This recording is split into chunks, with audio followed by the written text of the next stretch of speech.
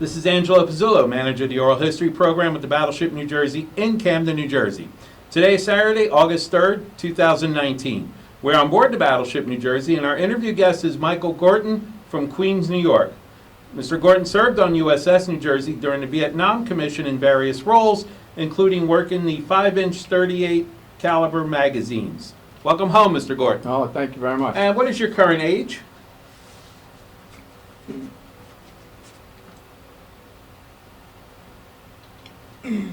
I'm 70 years of age. Okay. And when did you enlist? December of 1966. All right. And how old were you when you joined the Navy? When I joined the Navy, I was about 17. All right. And what was your inspiration? I had an uncle who I admired, and he had been in the Navy. He was about 4 years older than I was. Okay. Now, what was the process of getting into the Navy?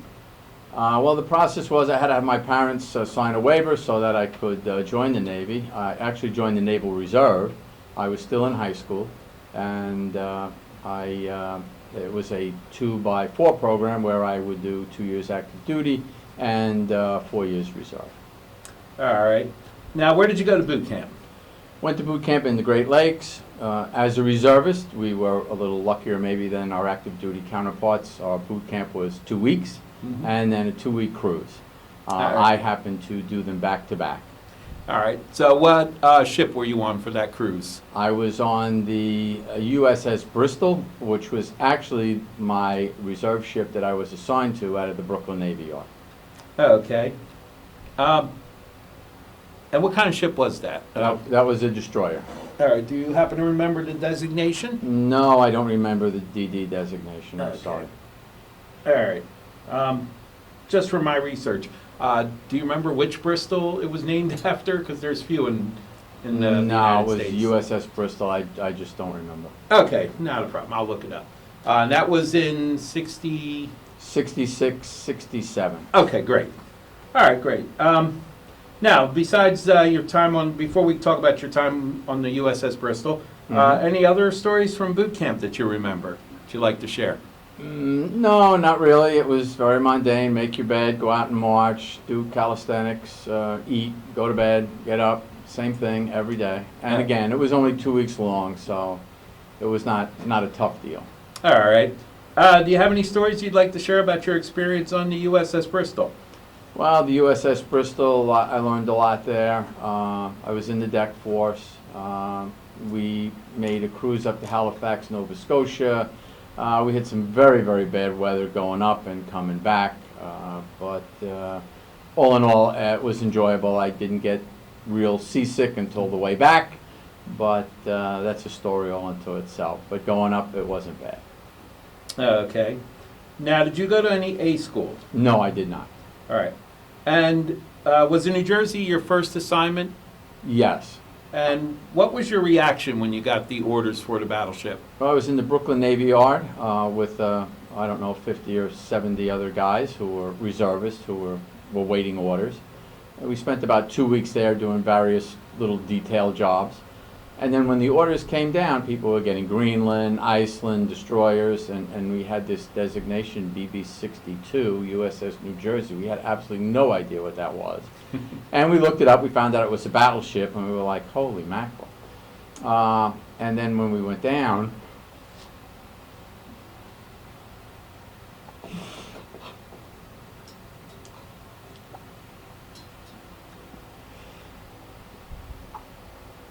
to Virginia.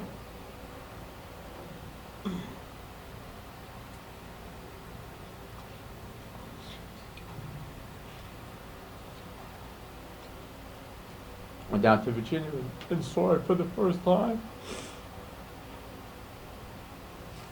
It's just the most impressive ship I ever saw.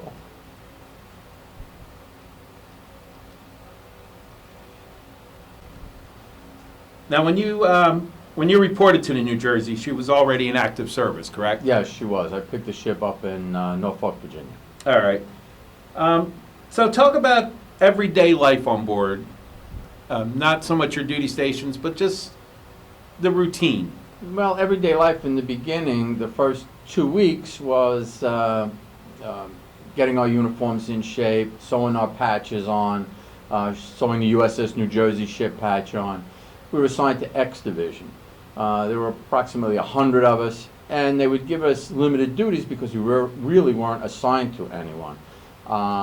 Then at the end of the second week is when they brought us down to the mess decks, and they asked us a bunch of questions. Had we ever worked in retail? What jobs might we have had? And from there, they started to assign us to different positions, or different divisions, I should say, on the ship. And even though I had some retail and cashier experience, I was assigned to the S2 division as a mess cook. All right. So talk about your everyday routine doing that job. Well, initially I was assigned to the starboard scullery, and the scullery is where we would collect the plates and the knives, forks, and spoons, and the trays, and we would send them down the line, get them cleaned, and then we had a runner who would run them out back onto the chow line. And that's the way that day went almost every day. If we went to our battle stations, if they called general quarters, we didn't have a battle station, so we did maintenance in the scullery, or we may have gone out to the mess decks, or wherever the master-at-arms wanted us to make some cleanup during the course of the day. All right. And what other jobs did you have on board, and can you describe those? Well, after the scullery, I was promoted, if you will, to the after mess decks, and on the after mess decks, I was the leading seaman. So I had 8 fellas working for me, and our job was to make sure that the mess deck was clean every day after all the meals, and we had to work pretty fast after dinner because the after mess decks was what they used for the movie that we would see every night. All right. Now, did you have any other jobs after that? While I was serving on the after mess decks, the first class, who was in charge of the first class mess, came to me and asked if I would want a position working in the first class mess, and I would be paid for that.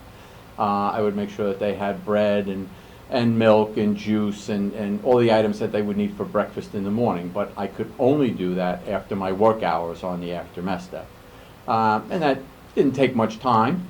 And I think I was paid $1 a day for my services to the first class mess. But it was some extra money, so I didn't mind doing it. All right. Any other stories, like life on board, just Well, general? When you were assigned to S2 Division, you could not get out of S2 Division until reliefs came on board, which would be, again, junior seaman or seaman apprentice, seaman recruit. And when you did, the assignment would be whatever division you wanted to go to. And I said, I would like to go to 4th Division, and I wanted to be a boatswain. And they granted me that assignment. 4th Division handled from the port side, main deck, and O1 level, from superstructure to superstructure. And there we chip paint and polish the brass, and we did have our chief petty officer, or one of our chief petty officers, was a Navy diver. And when he found out that I was from New York, he was from New York, so when we had inclement weather and we couldn't work outside, he brought me into the dive locker, and I would work in there doing various tasks for him. Okay. Now, did you have any specific watch stations? We had 2 watch stations in 4th Division. One was in the lower handling room, where we would be the team that would send the powder kegs and the shells up to the upper handling room, which would then in turn send that up to the gun mount. I believe I was assigned to Mount 53, and that was one assignment that we had. In port, our assignment was to raise and retire the colors every day. So 4 different guys would do that every day. And the other assignment that we had when we were out at sea was we manned the helm of the ship. So I got to drive a ship before I got to drive a car. Okay. All right. Now, did you ever get a chance to meet Captain Snyder? And what was his command like? What was he like? Captain Snyder was a decent individual. He was a great skipper. He would always kind of walk around the ship, say hello to everybody. When it was your birthday, they celebrated birthdays. I believe it was once a week for anyone who had a birthday that week, and they had a cake and candles, and he would always come down and share a piece of cake with the guys. All right. Anything else? Well, I did get in a little bit of trouble once or twice because we had bug juice, as they called it, on board the ship, which was some kind of Kool-Aid. And when I would mix that for the after mess decks, I would steal a 5-pound bag of sugar and dump it in there just so it would sweeten it up a little bit. Shouldn't say I stole it, I guess I borrowed it. So I got in a little bit of trouble for that. And at one point in time, we had some Marines and Army guys who came on board for R&R. And this one fella asked if he could have an extra piece of cherry pie. Okay. All right. So I didn't give him an extra piece, I gave him the whole pie, and I got in a little bit of trouble for that. All right. Now, you were on board for the Bob Hope Christmas show? Yes, very excited. Yeah, tell us about your experience watching that. Well, it was a little bit surreal because you would, as a kid, we would watch it on TV all the time, and now he was really there, you know. Anne Margaret was there. I don't really remember off the top of my head any of the other stars that were there, but they were very cordial. They made their way around to the crew. You know, they had a kind word for everybody. And if I'm not mistaken, somewhere at home I have Bob Hope's autograph, and I believe Anne Margaret's as well. Okay. All right.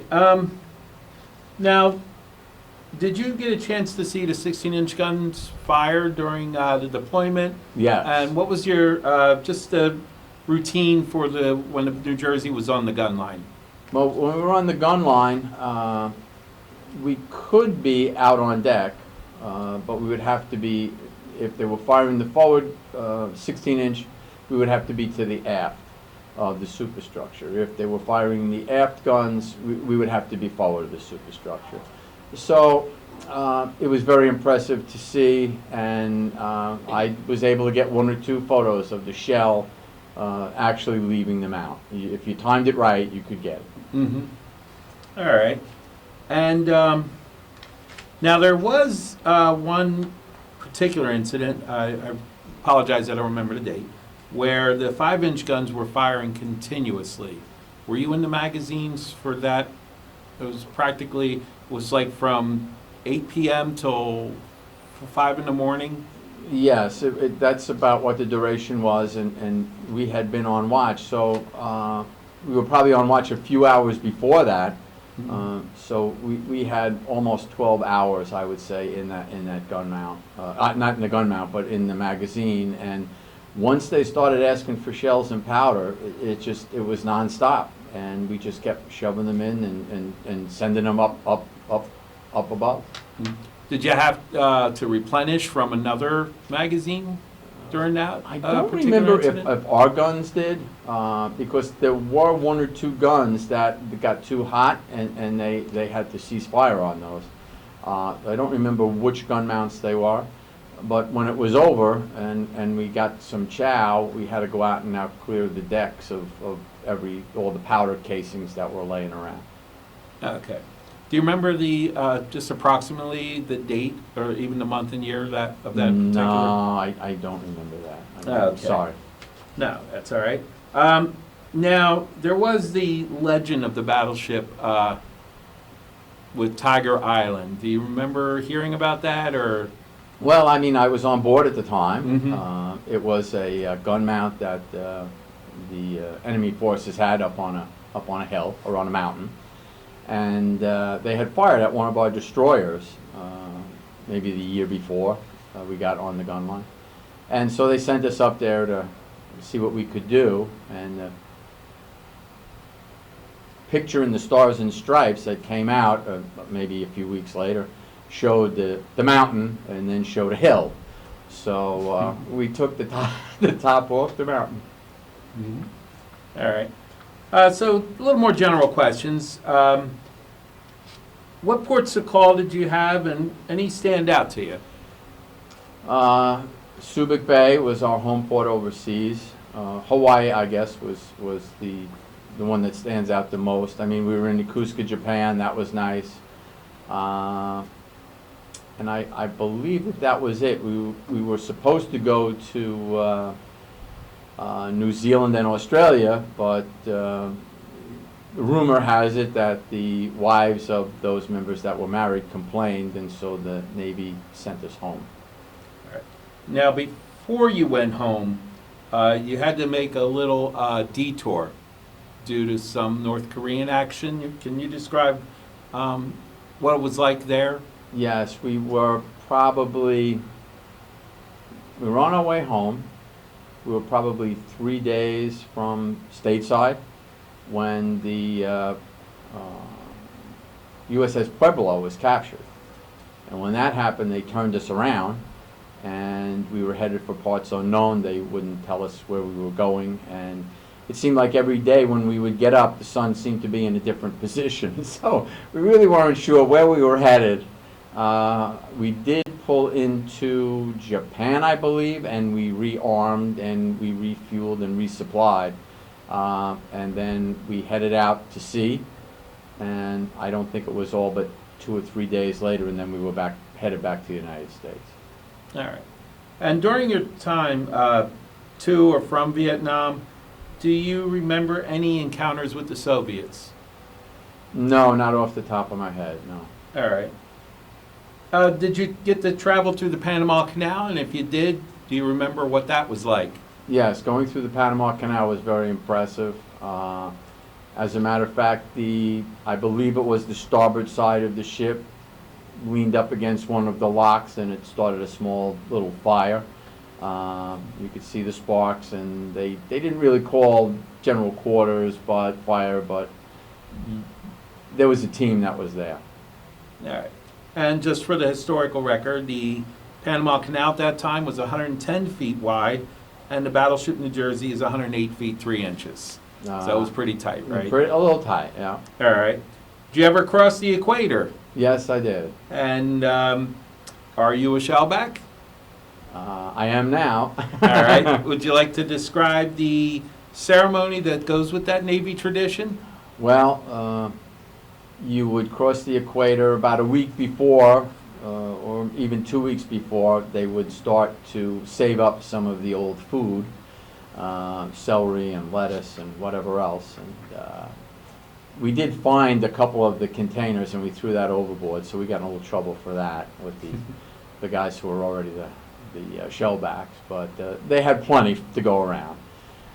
You'd get up at dark 30 in the morning, and they had pieces of fire hose that were paddles, and you'd get paddled, and you'd get run through a line of sewage and, food sewage, and then you'd have to kiss the baby. But the week before was all planning, and my division had named me as one of the people to be their female mascot.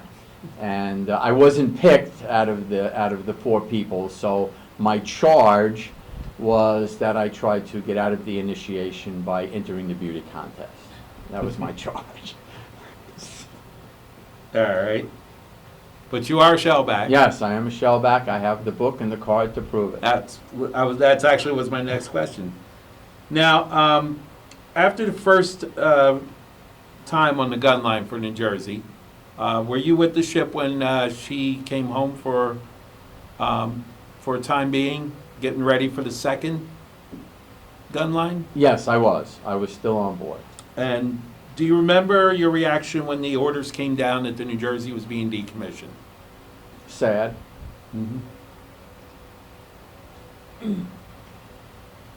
I would have liked to have made a second cruise. It didn't work out that way. We went to Birmingham, Washington, and all of the reserves were released from active duty. We had put a petition together to stay for the decommissioning, And they wouldn't have it, so they let us all, we were released from active duty and sent back to our reserve centers. All right, so you weren't there for the decommissioning and No. Captain Pennison's No. speech? Okay. No. All right, so let's talk about your time from when you left in New Jersey. You said you went back in the reserves. Yeah. Let's just give me an overview of what your reserve life was. Went back into the reserves. Of course, reserves was, 1 weekend a month, 2 weeks out of the year. There weren't any ships really in the Brooklyn Navy Yard or around Brooklyn. So we were the surface division that was attached to, I believe, a ship out of Philadelphia, but we may have gone down to that ship once. And then one of the fellas that was in the deck division with me on that surface division said that there was a cargo handling unit that was being formed. And so 7 or 8 of us bosun, actually it was 8 bosun mates and 1 mineman joined that cargo handling detachment out of Brooklyn, which was Detachment Delta of cargo handling battalion. Wait a second. Okay. Of Cargo Handling Battalion 6. And I served with Cargo Handling Battalion 6 roughly until around 1985 or 6, I want to say, when I had made Master Chief Bosun Mate at that point in time. Worked my way up from, just an ordinary seaman, I want to say, to hatch captain, to jumbo boom hatch captain, to ship supervisor, to command bosun. And then I was picked by the admiral and his staff to serve on the admiral's staff. And my civilian occupation at that time, I was a New York City police officer. Okay. Retired from New York City Police Department in July of 1990.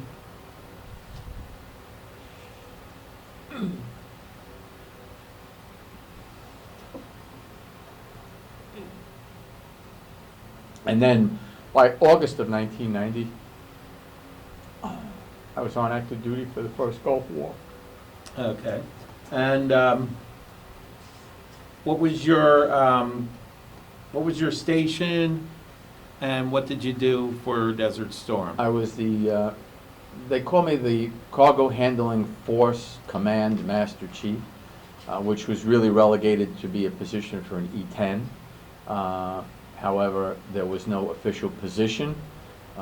While they wanted me to wear the E-10 on my uniform, I refused because it was not commissioned for that.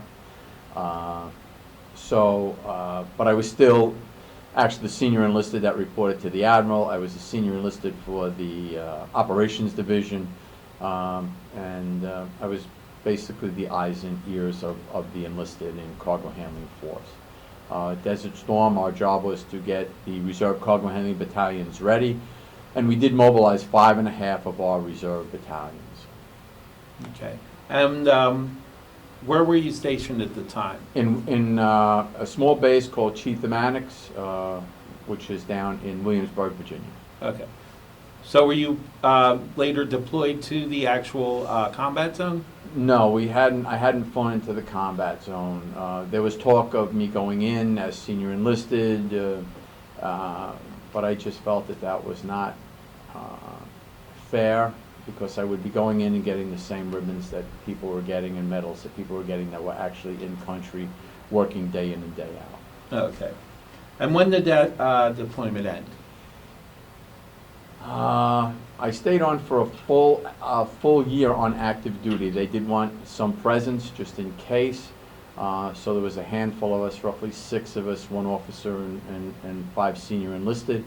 And we stayed until September 1st, I guess, of 91, that I was released then from active duty back to the reserves. All right. And when did you actually retire from the Navy? My last official date was February 1 of 1997, and I believe my retirement ceremony was probably somewhere around May or June of 97. All right. Do you remember where it was held? At Floyd Bennett Field in Brooklyn, New York. Okay. So since you were a reservist, I usually talk about post-Navy life, but as a reservist, you were living both as a civilian and a sailor. You said you were a New York City cop. I was a New York City police officer for 20 years, yes. So let's talk about besides that, your family after your active duty from Vietnam, your life and family. Well, I had 3 boys. My wife, we live in Glendale, Queens. We have. And it was, I got nothing out of the ordinary. We raised 3 boys. We worked hard. They're grown men now, and I'm very proud of them.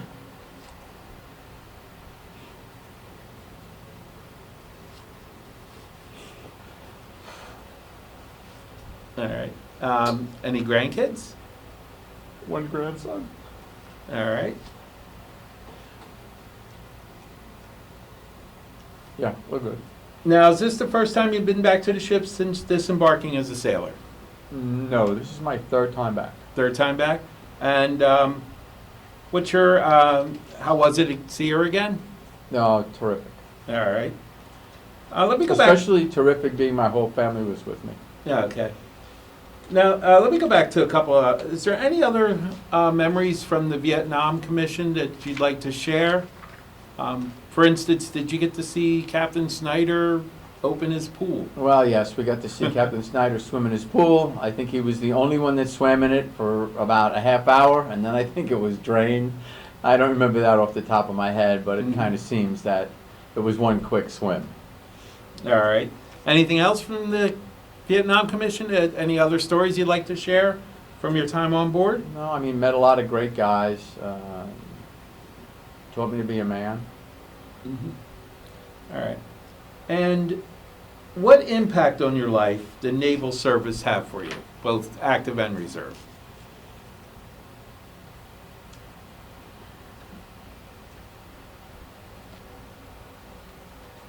Well, I think that you can tell from me breaking down a few times, it had a great impact on my life.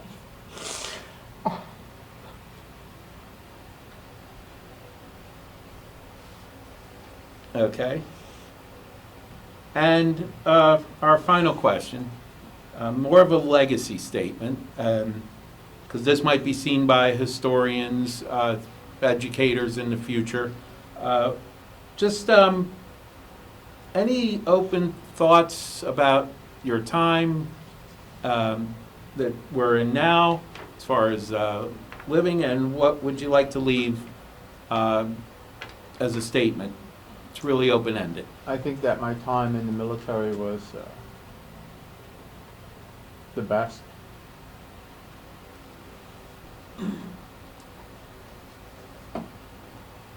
I think that every young man and woman should spend at least 2 years in military service. It gives you it opens your eyes, it helps you to become, I think, a better person, and gives you a better appreciation of our country. All right. And the times today are scary times, I think. And I just hope that we can get through it as a nation. I know our military can. I think that they're the best prepared military in the world. All right. Anything else? No, I think that's it.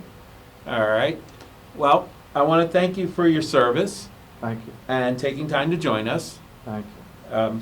This concludes our interview, and this is Angelo Pizzullo, manager of the Oral History Program on board the Battleship New Jersey in Camden, New Jersey.